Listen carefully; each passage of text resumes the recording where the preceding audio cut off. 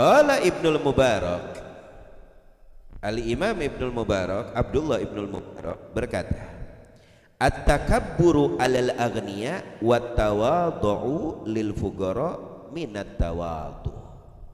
Sombong kepada orang-orang kaya raya, sombong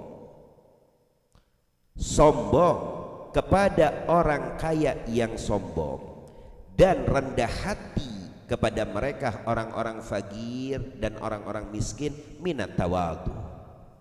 Itu tanda ketawaduan, rendah hati kita kepada Allah Subhanahu wa taala. Ingat, sombong kepada orang kaya, sombong sedekah, dan sombong kepada orang kaya yang sombong itu tawadhu. Sedangkan merendahkan diri kepada orang kaya karena kekayaannya, karena hartanya, hilang setengah iman kita, kata baginda Nabi Muhammad.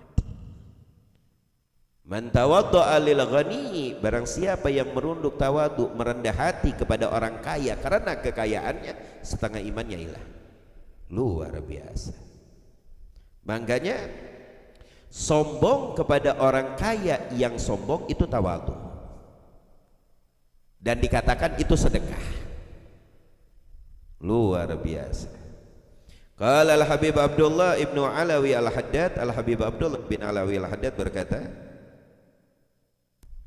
at-takabburu 'alal aghniya at-tawadhu. Kama qala Ibnul Mubarak wa ayudhiral lil aghniya al-istighna'a wa adamal hajati ilaihi.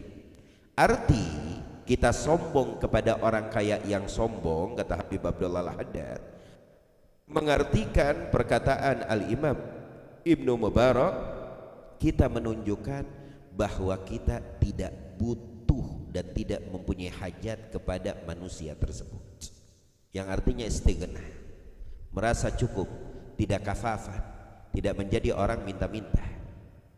Tapi kalau kita bergaul dengan orang-orang kaya, itu bukan arti kata kita tawadhu, tidak. Itu hablum minan nas.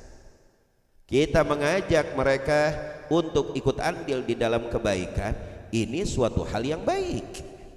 Mengajak mereka untuk mengambil jalur yang baik atau untuk melakukan hal yang baik, ini salah satu dakwah. Ayyara annahu ahsanu minhum batinan wa dhahiran li'annahu la yadri man huwal khairu indallahi subhanahu wa ta'ala. Dan orang yang rendah hati itu hamba-hambanya Sang Maha Pengasih. Ingat, kedudukan orang-orang yang rendah hati, hamba Sang Maha Pengasih. Apa Allah firmankan?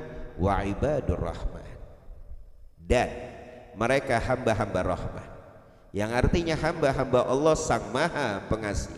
Wa ibadur rahman alladzina yamshuna 'alal ardi hauna, yang dimana hamba-hamba rahman yang mempunyai sifat kalau sudah berjalan di atas bumi, berjalan hauna, tumaknina, rendah hati, tidak ada sifat sombong di dalam dirinya. Alladzina yamshuna 'alal ardi hauna, itu ciri hamba-hamba rahman. Allahu akbar. Nah, maka dari itu,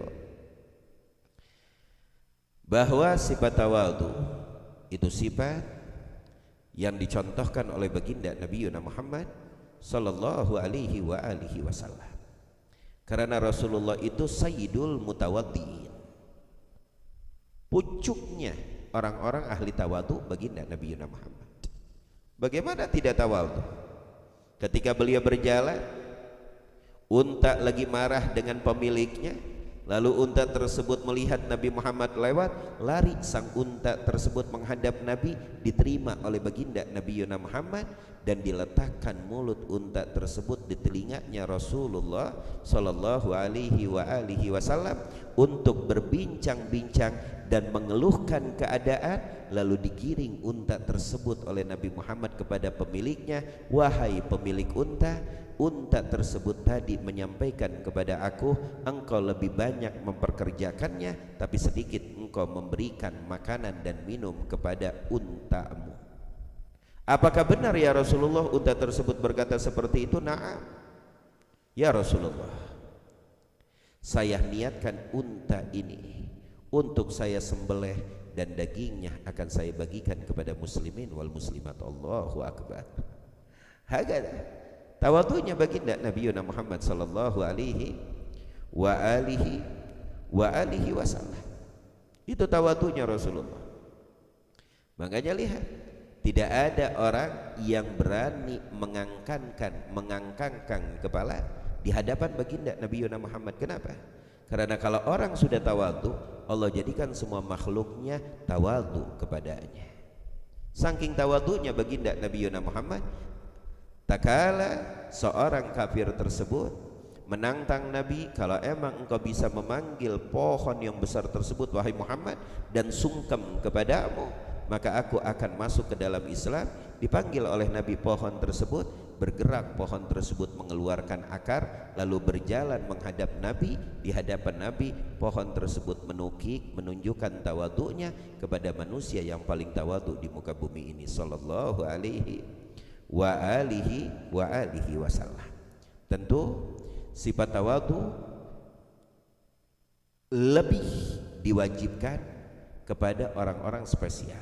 Yang pertama, kepada kedua orang tuamu, itu lebih wajib Anda bertawadhu. Kepada guru-guru lebih wajib Anda bertawadhu, dan kepada orang-orang yang lebih tua darimu. Tiga hal tersebut lebih diwajibkan kita bertawadhu, merendah hati kepada tiga manusia yang Allah ciptakan, yang menjadi orang tua kita, guru kita, dan orang yang lebih tua umurnya dari kita. Laisa minna, kata Nabi, bukan dari golongan kami, kata Nabi. Malam yarham saghirana walam yuwaqqir kabirana. Bukan dari golongan kami, kata Nabi, yang tidak mempunyai sifat sayang kepada orang yang lebih bawah umurnya dari kita, dan bukan dari golongan kami orang-orang yang tidak bisa menghormati yang lebih tua dari kita. Itulah konsep di dalam Islam, dan konsep yang begitu sempurna yang diajarkan oleh baginda Nabi Muhammad sallallahu alaihi wasallam. Mudah-mudahan